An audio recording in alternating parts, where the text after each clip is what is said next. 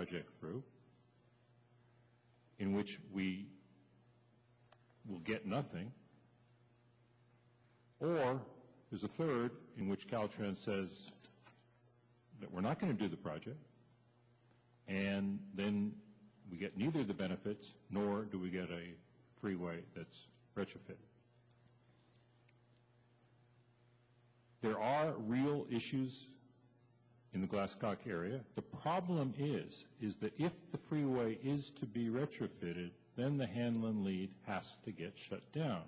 At the point that it gets shut down, if the railroad is going to be able to provide services to its customers, primarily ConAgra, in that area, that the only way they can provide those services is via that Glasscock. There's no other choice. Now, Glasscock was an active railroad until 3 years ago.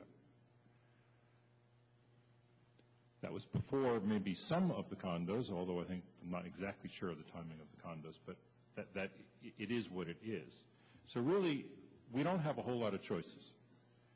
Caltrans has made it very clear that putting in an indemnity clause is a deal breaker for them. We can try to call their bluff. I think it's a bad call.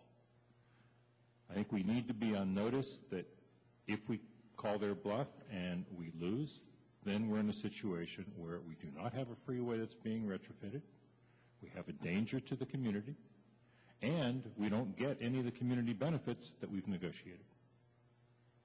And I think the choices really are very, very stark. As to how to deal with the safety issues,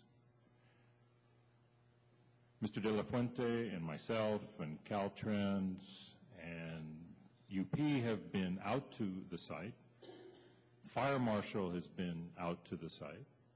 And basically, the way to deal with these safety issues is to remove some number of parking places. You can absolutely deal with all of the safety issues by removing all of the parking places. You can make the situation somewhat less perfectly safe by removing a lesser number of parking places. The Fire Marshal says that the recommendation to remove all of the parking places is excessive and it's not necessary. That's something we can still play out. That's something that we still have time to look at. What we don't have time at this point is to make a decision about whether we're going to go forward on this project or not. And those are really the stark choices that face us. Do we leave a freeway that is, at least according to all objective information, in danger to our residents? Or do we not? And if we do the retrofit, then we have no choice. The railroad is going to go down Glasscock. And then the question is, okay, how do we deal with that? And if it's going to happen, we might as well get $1 million plus for that and get safety things that are being funded.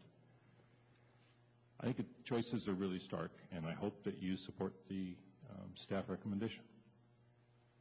Okay. I think you both will have more to say, but I think we'll start with this. Let's call the speakers. Michael Stewart, Elizabeth Cook, and Ryan Walker. Please come to the podium in any order and state your name for the record. Hi, Michael Stewart, Kennedy Tract Association.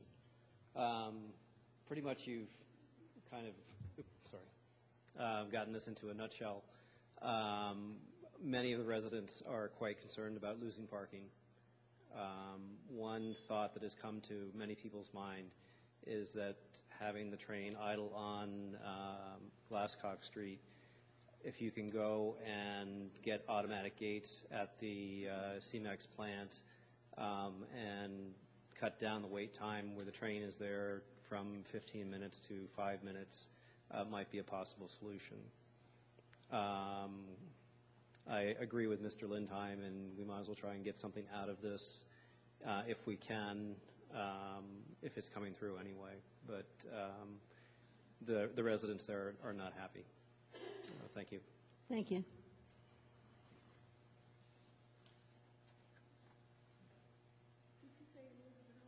If your name's been called, just come on up in any order. Thank you. Good evening, Mrs. President, and all of the council members. My name is Elizabeth Hopes, and I live in East Oakland on 82nd Avenue. I am here tonight on behalf of the Acorn Organization, East Oakland chapter, and as a member myself, to say to you, help, help, help. Stop, stop, stop. There are too many vacant properties around the neighborhood. There are several down the street, across the street, to my left, to my right, all around Oakland, as you well know. Vacant houses are a magnet for blight. People dump their trash. There are piles of garbage around the neighborhood, and we would like a clean community. But more importantly, people use these vacant houses for substance abuse, crime, substance use, and illegal activity in the neighborhood are only made worse by vacant properties. Would you want people breaking into an empty house across the street from where you live? No. I know Oakland has laws about blight and crimes, but come to my street, you'll see it still a problem all over Oakland. That's why we want the pressure to be put on these big banks and absentee landlords to take care of their properties, and urge you to take action by passing this vacant property ordinance registration so that the banks and the absentee landlords, again, and the reason I put so much emphasis on the absentee landlords because my business is like the mom and pop's business, but it's just mom. Pop is not there. And I'm not an absentee landlord. I'm a present landlord, and I believe in having a clean, good, safe community to the best of my ability. Thank you. Thank you. And there was a little mix-up, as everyone noticed, that you talked on 18, and we were on a different item, but I think we'll all remember it when we get to 18. Thank you. Yes, this is for March the 3rd. Yeah. Okay. Thank you. Next speaker.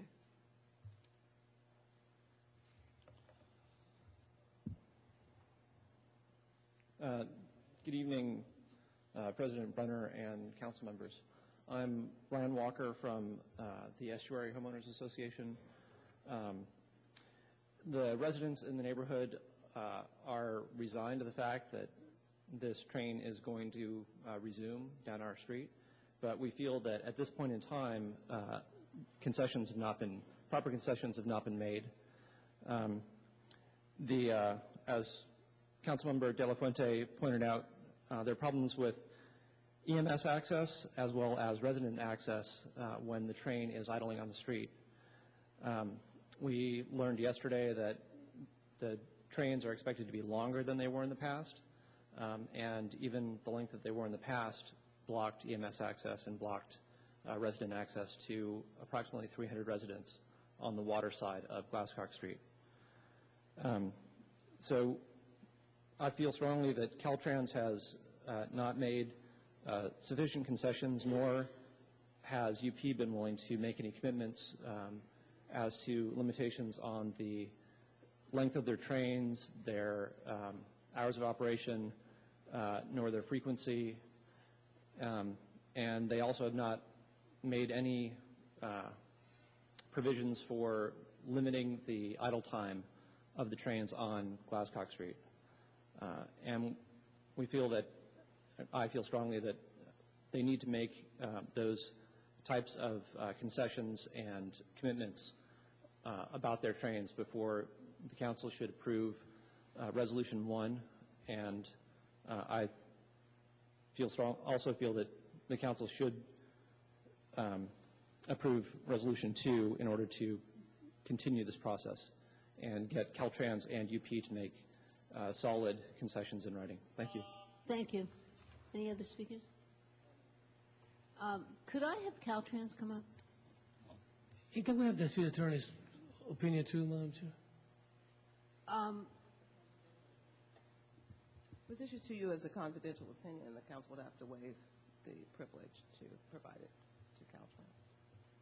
We could do so by motion. Do you want her opinion, or you want her comments about indemnification? No, just comments about indemnification, which is not your opinion. What is what you're recommending?